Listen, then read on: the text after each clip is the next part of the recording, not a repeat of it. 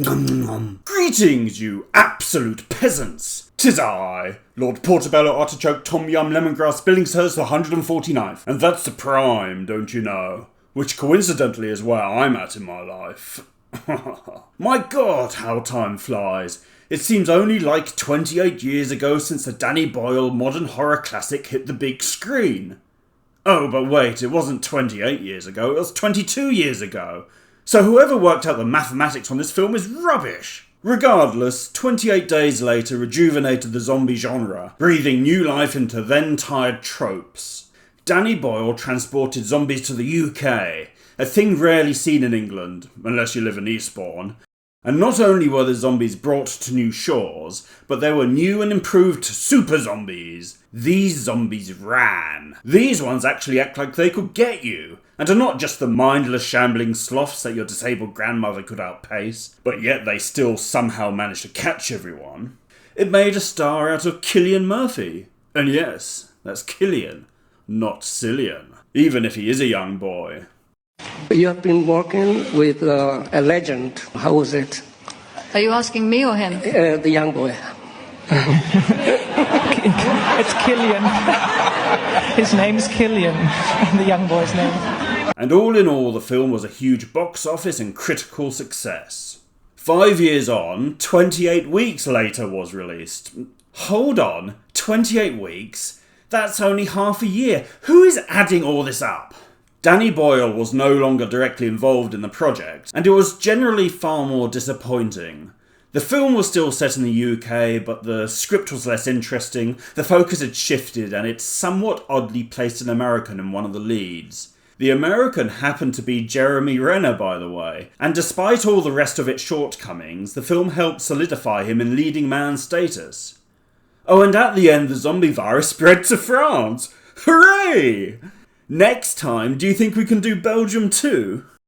And now here we are, 22 years later, with the trailer for 28 years later just released.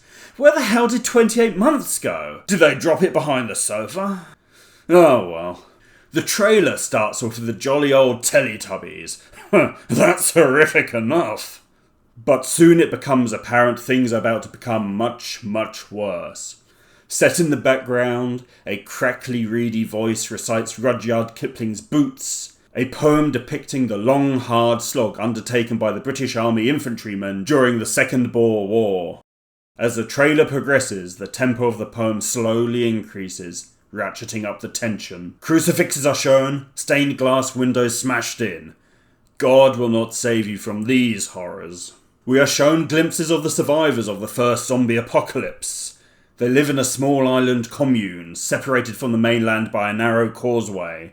They till the earth, work the land, they have assigned jobs, they have guards, towers, weapons. Bloody hell, it's like going to work at an Amazon warehouse. A man and his son go out hunting, searching through abandoned country houses. But they aren't alone. There are the zombies, certainly, but there's more. People are there. And these aren't the friendly, happy-go-lucky type of apocalypse people, sad to say. These ones look like they'll give the Texas Chainsaw Massacre a run for its money. The poem's pitch increases, its orator calling out in almost an agonised scream. And we watch armed men dying, shooting blindly, fighting for their lives.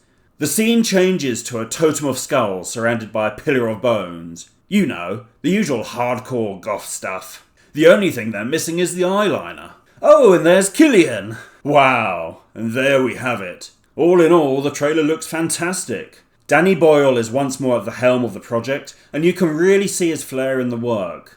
Smartly enough, the trailer gives away little of the plot, barely even showing any of the characters, which is a far more appealing approach than the current idiocy of revealing the whole plot of the film within a 30-second teaser in case, I don't know, the dimwits watching get confused or something. Cillian Murphy, The young boy. and Rafe Voldemort are set to star. And you know what? I'm actually excited about it. For once, I think there might just be a half-decent film in the making in the Western Hemisphere.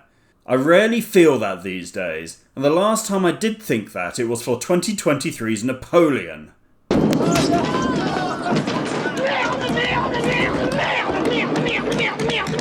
let's hope 28 years later doesn't let me down as bad. Ta-ta.